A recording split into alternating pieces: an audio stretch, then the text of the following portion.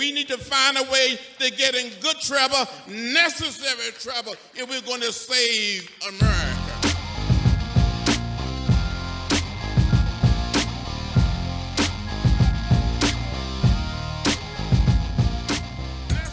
This is Paige. Welcome to the Necessary Trouble Show. Here's your host, my dad, Russell Fugett. Thanks, Paige. Welcome back to the Necessary Trouble Show. We're here at the Good Word Digital Studios. If you need a fast, affordable website, if you need content creation, digital marketing, you name it, visit us at goodworddigital.com. We'll be happy to take care of you. Now, of course, you know you cannot cause any necessary trouble if you are not healthy and well within your own body.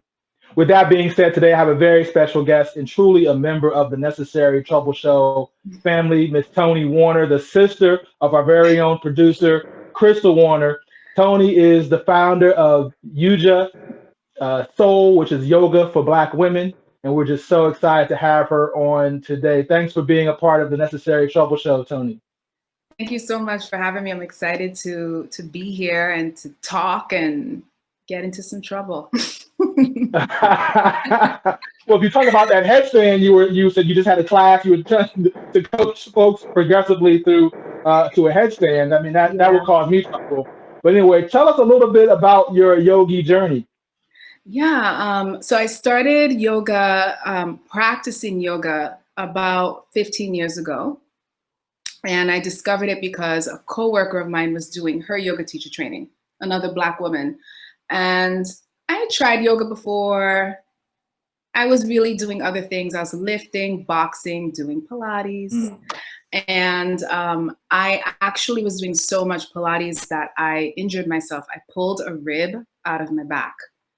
And my doctor was like, you need to do yoga. Stop doing Pilates. And so I kept practicing with her. And when she became a teacher, she introduced me to a studio. And that's where my practice went from I would say a small Y to yoga with a capital Y. And that's where the philosophy started really coming to me. And it empowered me exponentially beyond the physical practice. And so I decided to become a teacher, but I was still working. So I did my teacher training.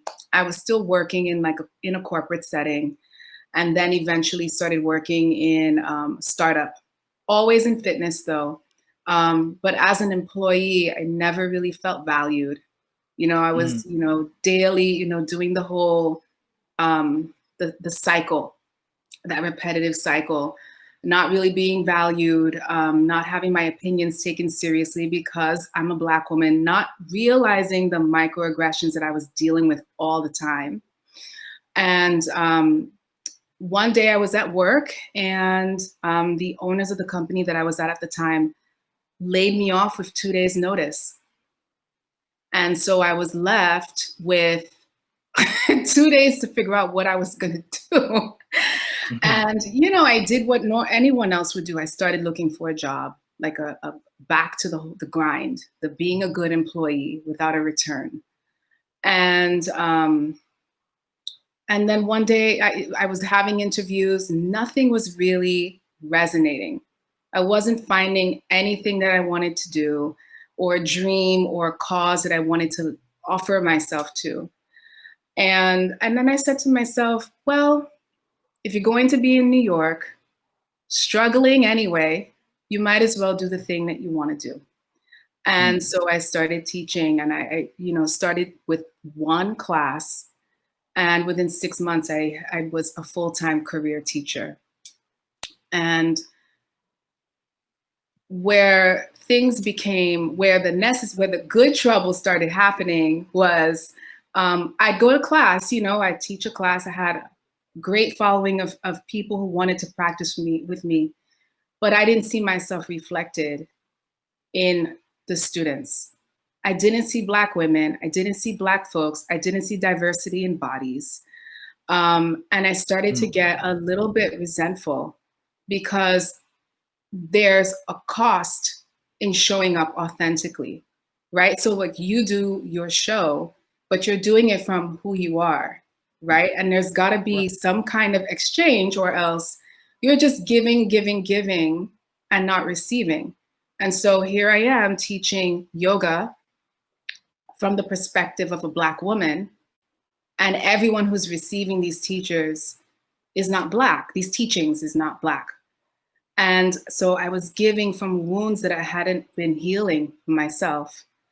And one day I was just sitting in the lobby at a studio and I said, I want to get Black women together. And then my friend was with me and she said, put it on Instagram. And they would not let me leave until I put it on Instagram. And so that's how Yuja Soul started. It was, it's in the fitness industry, there is this thing called, it's been coined wellness redlining, where, prices are set a certain way. And even when you become a yoga teacher, you learn how to teach a posture. You're learning how to teach a posture to one body, right? A very white, thin woman's body. And so all of these little things creates this very exclusive space, very white space, because prices are set because people have to pay rent. People have expenses to meet in addition to owning a studio. And so, that's kind of where I'm at right now. I'm really happy to offer this dedicated space, but also my teachings and the other work that I'm doing, I'm connected to another online studio. I'm part owner and board director at the Connective Studio, and we constantly challenge the status quo. So what are teachers getting paid? What is being offered in the teacher training? Are teachers being paid for community classes? That's a big one. And where's the anti-racism work? Where's the diversity work? And what's being put in place to protect diversity and not just say that you're a diverse student body? There's got to be like checks and balances to protect the diversity that you say you're offering as a studio or as a teacher. So that's the story. That's a long story, but that's the story. My journey has just shown me a very clear picture of the change that needs to happen. And I've just decided what part of that change I want to create. That makes sense. It's beautiful to hear how you're really looking at a holistic approach through the lens of being a Black woman and through the lens of diversity, but really honoring it through the practice of yoga and in that space, and then really having a comprehensive approach to wellness in that regard. I know one element that you're working on is in the prenatal space. You talk about, different bodies, and we're going to have a guest on probably next month that's doing some very important work in terms of disparities around births and women of color. And someone who recently got an NIH grant is doing some very important work in that space. We're going to have you very soon. So in terms of prenatal, tell us a little bit about the work you're doing with pregnant women. So I just actually finished my prenatal teacher training, and it has blown my mind. Thank you. I never thought that would be the next training that I was going to do. So what brought me to prenatal was the way I curate the classes for Yuja Soul, Yoga for Black Women. I don't just randomly throw classes together. I look at the overarching experience that Black women share, which tends to be held in the hips. So yoga in body literacy, in any school of fitness that you could go to, we hold our tension in our hips, our shoulders, and our jaw. And so when I'm teaching to yoga for Black women, I'm often teaching to hips. And I started prenatal because I wanted to learn more about the pelvic floor and start to offer prenatal classes. And in this training, it's mind-blowing. I mean, I think we all know that there's a huge disparity between Black women and non-Black women, but Black women and white women when it comes to cesarean sections, labor intervention period, And also death. You know, Black women have children, give birth, and they are more prone to bleeding out. And a lot of it is a lack of awareness of the pelvic floor. We don't, in our community, we don't talk about vaginas and periods and sex. And the hospital industry is so industrialized.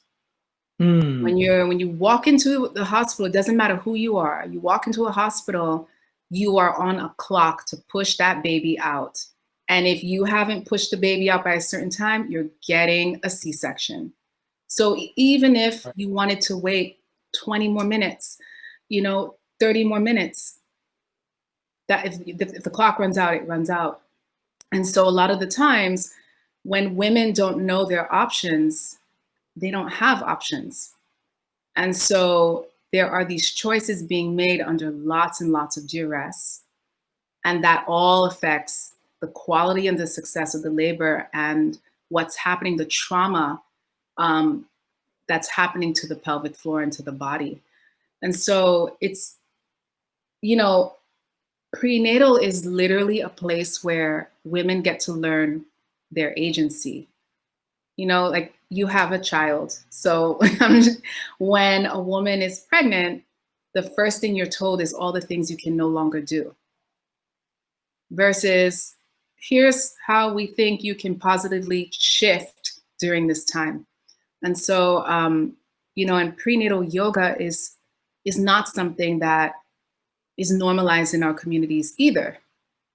And so pregnant Black women are going to the hospital, not knowing that they can say no to a procedure, not knowing that they don't have to listen to a doctor, not knowing that they can ask, or knowing that there are doulas and midwives, So what really has sat with me in this training has been the agency and the autonomy that can be fostered in prenatal yoga classes. And I cannot wait to share that with Black women. So that's the next place that Yuja Soul will grow.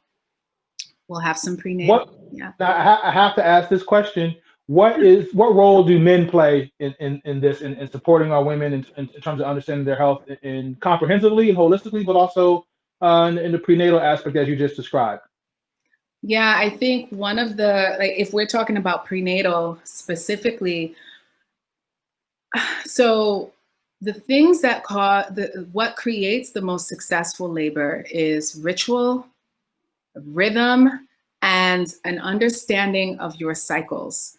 So if you know that bright lights stress you out, guess what you should not have on when you're having a baby? Bright lights. Right. And so I think the best thing that a partner can do is also find education, whether that's taking classes together, and also an ownership. The woman is carrying a baby and she's going to birth the baby, but it's a partnership and an ownership.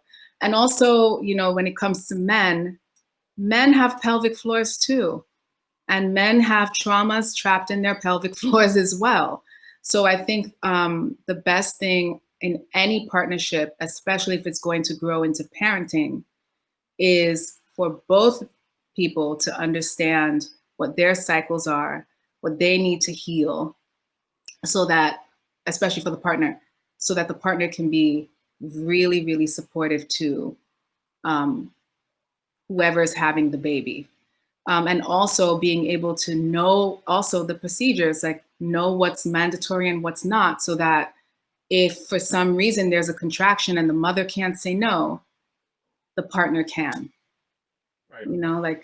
Coming up with a comprehensive birth plan that's open to being flexible, but also both parties are able to have agency in that plan, I think is really important. I hear you saying that, men, we have to do more to engage with our partners, to support them and to be able to communicate and really be in lockstep and be in harmony during this very important process and bring a new life into the world, certainly. Now, I know you have a another event coming up on October 31st. Tell us a little bit about that. Yes, so that's Yuja Soul is coming back together. I had to go on a little hiatus because of my training. So we'll have that's a full moon. So we're gonna do a full moon gathering. So it'll be a 2-hour workshop, and there will be mindfulness and meditation and movement. And it's all going to be centered on the pelvic floor.